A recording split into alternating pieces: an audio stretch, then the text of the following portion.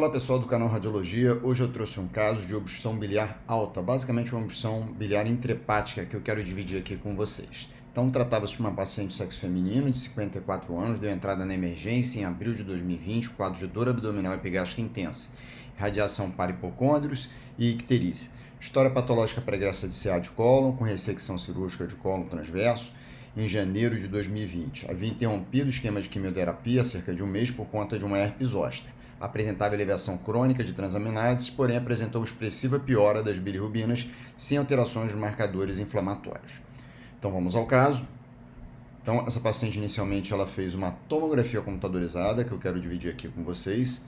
Então nessa tomografia computadorizada, a paciente, vou mostrar aqui para vocês tanto o plano axial quanto o plano coronal, tá? No plano axial a gente já observava numa fase portal, né, as lesões hepáticas decorrentes aí do comprometimento secundário do implante de colo e uma dilatação de via biliar, tá? Essa dilatação de via biliar chamava a atenção, que parecia que ao nível da ocupação do interior do ducto, né, teria um tecido ou alguma forma de ocupação desse ducto bem aqui na confluência dos ductos direito e esquerdo, né, talvez um pouco seguindo, né, para esse segmento anterior do ducto direito, e também alguns componentes do ducto esquerdo, né? Havia uma ideia de densidade de partes moles. O plano coronal também me passava uma impressão similar, né? A gente observando ele aqui ao nível da confluência, né? Parecia que havia um tecido, né, ocupando essa região hilar, né? Mas a princípio dentro do ducto, né, determinando a dilatação montante, tá? Então aqui também no ducto esquerdo, né, talvez uma ocupação aqui ductal e ocasiona essa dilatação de via biliar intrahepática. Vamos voltar ao caso, né? E voltando ao caso, eu acho que a grande informação da tomografia foi que tinha uma ocupação da via biliar. E aí, obviamente, a gente levantou as possibilidades de diagnóstico para esse perfil de ocupação. Será que isso aqui é uma lama biliar, uma colangite, processo inflamatório? Será que é doença litiásica? A gente sabe que boa parte das doenças litiásicas biliares não tem calcificação. Será que isso é uma ocupação por coágulos? Será que é uma hemobilia? Será que é uma lesão tumoral primária das vias biliares, secundária, já que esse paciente tem doença metastática? Então, esse paciente acabou evoluindo para uma ressonância magnética, que eu vou mostrar aqui para vocês, tá? Na avaliação da RM, vamos avaliar então a RM, a gente vai começar avaliando na ponderação T2, plano coronal e axial, tá? Vou passar aqui para vocês no plano axial, né, a dilatação de via biliar muito bem vista, né? E de novo chegando à confluência, uma ideia de ocupação dessa confluência da via biliar, tá? Então nessa obliteração da confluência e aqui também do lado esquerdo a gente viu um tecido mais ou menos de sinal intermediário, talvez um pouquinho elevado, ponderação T2, né? A gente observa esse tipo de ocupação, ó, bem ao nível do ducto, né? Vou ampliar um pouquinho para vocês aqui, ó, bem ao nível do ducto, confluência de ducto direito e esquerdo, e parecia também que no ducto esquerdo, né, mais ali na intimidade do lobo esquerdo, havia também uma ocupação. Essa ocupação do ducto hepático comum, ele se aprofundava um pouco aqui para o ducto hepático direito. Vamos observar também, já que a gente está falando de uma possibilidade de ocupação da via biliar, o estudo de colangio-ressonância, né? O estudo de colangio-ressonância. Então a gente observa aqui, eu vou botar o corte fino, que eu sempre faço na colangio-ressonância, e vou botar o corte grosso, tá?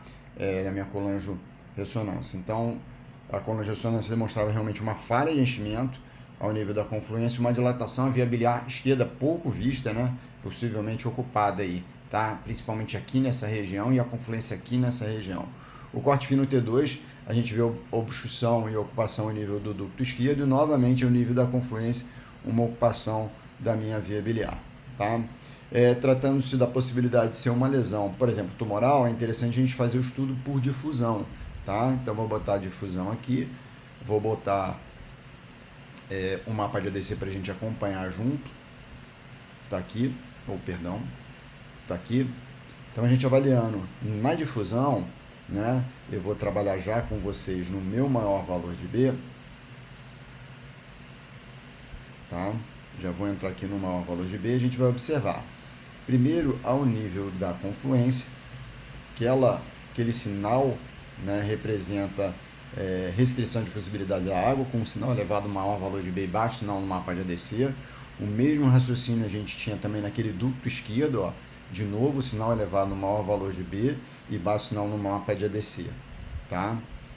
Então, ainda as possibilidades de ocupação por lesão tumoral e até mesmo hemobilia poderia estar presentes. Eventualmente, o cálculo pode ter algum grau de restrição de fusão, mas eu considero para vocês que é um sinal muito, muito elevado para a gente pensar em doença litiásica. Tá?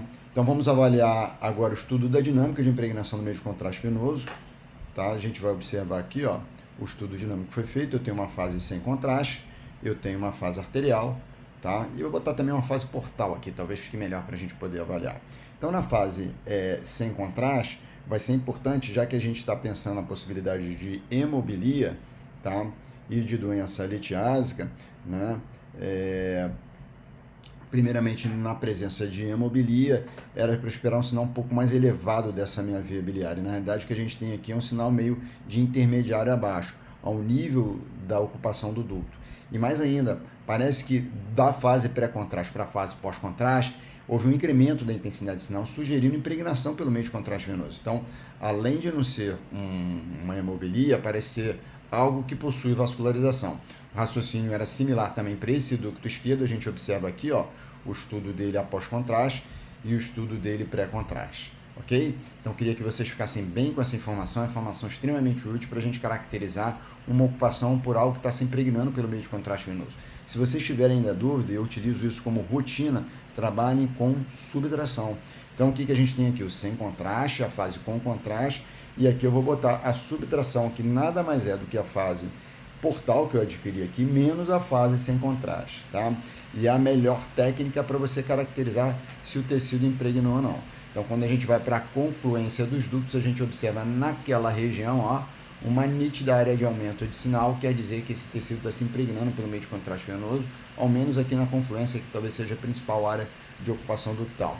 Então, eu diminui muito as possibilidades de aerobilia, de doença litiásica, já que está impregnando, de sangramento, de hemobilia, porque no TIMPER, sinal na ponderação tem um, e fiquei mais com uma possibilidade de uma ocupação por algum tipo de tecido que possui vascularização, seja que é irrigado pelo sistema venoso, que permite, né, a impregnação pelo meio de contraste. Então, vamos voltar ao caso, e no nosso relatório o que a gente passou foi mais ou menos isso, que tinham lesões nodulares heterogêneas esparsas pelo parênquima hepático, comportamento hipovascular, com restrição à difusão em realce periférico tardio, que o aspecto era de implantes, entretanto que também havia ocupação dos ductos biliares por tecido, e aí a gente dá a ideia de que realmente alguma coisa que está se impregnando pelo meio de contraste venoso, de partes moles, espessamento parietal biliar, que pode estar relacionado a comprometimento secundário com dilatação da via biliar a montante. Também identificamos desenvolvimento de ramos portais, estão relacionados ao segmento 2 e 3, de provável mesma origem.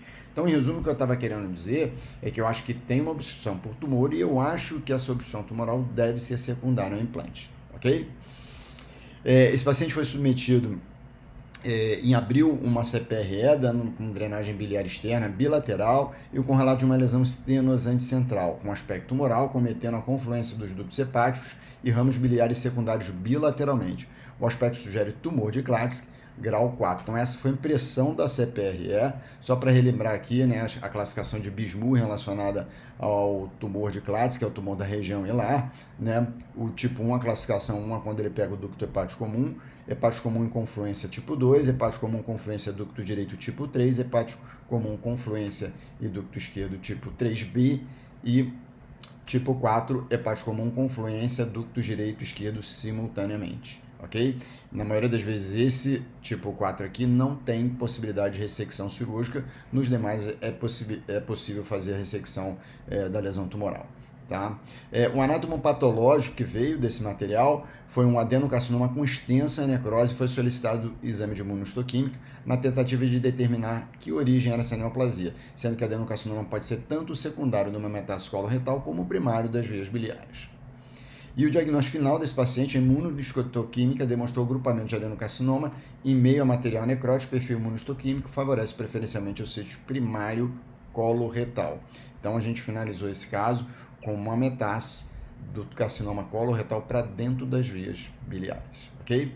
E quando a gente vai ler esse tema na literatura, eu trouxe 2 artigos aqui, a conclusão deles é muito similar, né? Quando você tem uma lesão ductal que é encontrada no paciente com uma malignidade extrabiliar de uma natureza expansiva intraductal contígua a uma massa parenquimatosa e história prévia de carcinoma coloretal, sugere que esse é um processo metastático intraductal, muito mais do que a possibilidade de um colangiocarcinoma intraductal, ok? Então, como ponto de aprendizado dessa apresentação, tivemos que, como diagnóstico diferencial de falha de enchimento na via biliar, podem ser litíase, lama biliar, tumor primário, metástase, aerobilia, hemobilia, corpo estranho e etc. Ou seja, a gente tem uma gama de possibilidades. Como é que a gente vai tentar lidar para fazer o diagnóstico diferencial? Lembrar que hemobilia, litíase e lama podem ter hipersinal em T1, então a avaliação da ponderação T1 é de extrema importância. Lembrar que não tem realce, litíase, lama biliar, aerobilia, corpo estranho e hemobilia. Hemobilia aqui está em asterisco, obviamente se tiver hemobilia em vigência de sangramento ativo, você pode ter opacificação, né, da sua falha de enchimento. Mas na maioria das vezes ela ocorre sem, obviamente, ter impregnação. Então o estudo pós-contraste, especialmente o estudo com subtração, vai ser importante para esse diferencial. E lembrando que vai ter impregnação, obviamente são os tumores primários das vias biliares, os colangiocarcinomas, a doença metastática para a via biliar e a hemobilia na exceção aí de ter sangramento ativo. E se você tiver ocupação ductal com comportamento expansivo, com uma metástase, com uma malignidade extrabiliar em contiguidade a essa ocupação ductal e um histórico de carcinoma coloretal, a possibilidade de metástase biliar é bem maior do que a possibilidade de um carcinoma primário das vias biliares, ok? Espero que tenha sido útil para vocês e um abraço, pessoal.